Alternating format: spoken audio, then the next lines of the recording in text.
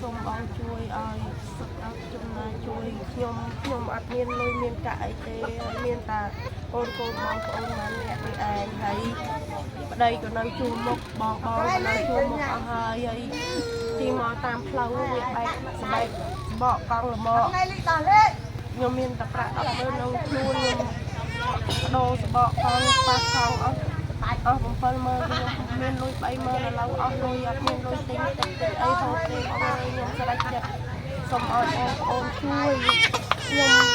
ពិតជាមានការលំបាកពិតមែនបង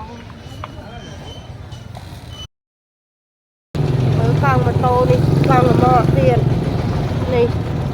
បែកគ្នាអស់ហើយធ្វើម៉េចទេនេះធ្វើម៉េចនេះជាងក៏គេបាត់ប្រញាប់ទៅបាត់វាបាត់អីទៀតខ្ញុំធ្វើម៉េចទេនេះអត់មានអីទេនេះមានតែជ្រក់តសក់នេះឯ